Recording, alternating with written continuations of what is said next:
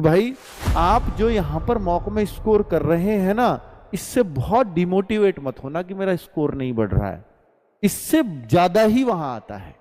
देखिए, अटेम्प्ट पे एक बात ध्यान रखना कि अगर आप पेपर अटेम्प्ट करते हो तो बच्चों को डाउट है कि सर हम पूरा पेपर अटेम्प्ट करें या जो आता है सिर्फ उतना ही करें। क्या नॉर्मलाइजेशन में इस बात का भी अंतर पड़ता है? नॉर्मलाइजेशन में इस बात का बिल्कुल भी अंतर नहीं पड़ता कि आपने ज्यादा अटेम्प्ट किए और ज्यादा गलत कर दिए उसमें तो नॉर्मलाइजेशन में मार्क्स घट जाएंगे, ऐसा कभी नहीं होता। वो आपकी शिफ्ट पर ही डिपेंड करता है कि वो कितनी कैसी आई है।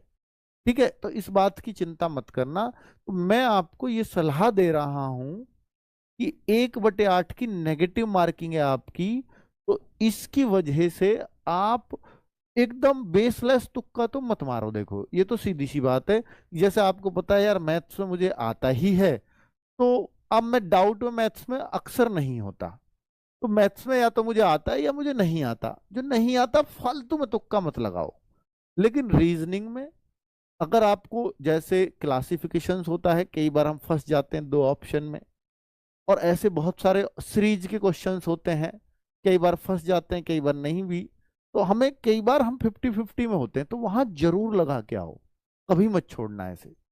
1/8 की नेगेटिव मार्किंग ये कभी नुकसान नहीं करेगी आपका। ठीक है। और अगर आपसे बोलूं कि भाई जीएस में, तो मैं कहूंगा कि जीएस में भाई आप लगा के आओ, खुल के लगा के आओ। हिंदी में कुछ कभी कभी किसी क्वेश्चन में हमें डाउट हो जाता तो उसको लगा के आना, छोड़ के मत आना। और अगर आप यही मानते हो कि सर मैं तो 70 बिल्कुल करके बैठा हूं श्योर, या मैं मान लीजिए 50 करके बैठा हूं, मैं 70 थोड़ा सा ज्यादा कह गया, 50 करके बैठा हूं, और मुझे 30 का पता नहीं है, 30 क्वेश्चनों का पता ही नहीं है, पर ये मेरे 50 श्योर हैं। तो ये जो 30 हैं, इन 30 में से ये देखो भाई आप 50-50 कितने पे हैं, तो वो तो आप अपने हिसाब से लगा दो, कोई सा भी जरूर लगाओ उसमें से। अब मान लो आपने 5 क्वेश्चन ऐसे छांट लिए जिसमें आप 50-50 हैं,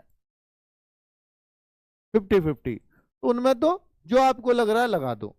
और बाकी जो 25 क्वेश्चन बचे, उनमें आप एक जैसा ऑप्शन लगा के आ जाओ।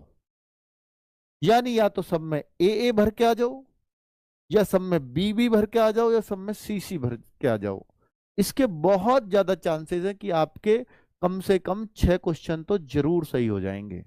अब आपके उस 6 सही भी हो गए और 18 गलत हो गए, तो इसका फायदा क्या रहा? फायदा ये रहा बच्चों कि 6 क्वेश्चंस के आपको 12 अंक मिल जाएंगे, और 18 के आपके घटेंगे कितने, ये आपको पता है?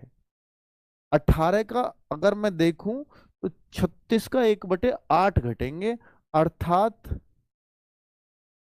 4.5 मार्क्स आपका घटेगा।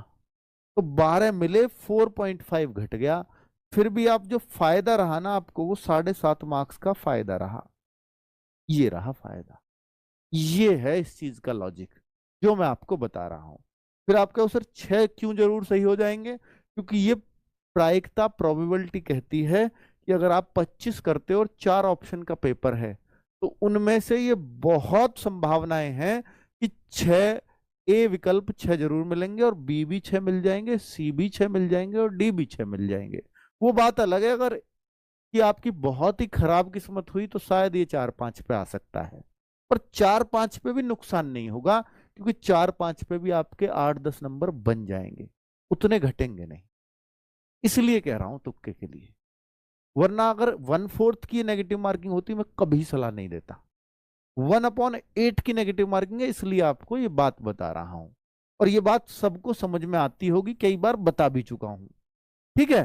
तो भाई थोड़ा सा स्मार्टली चीजों को हैंडल कर लिया करो,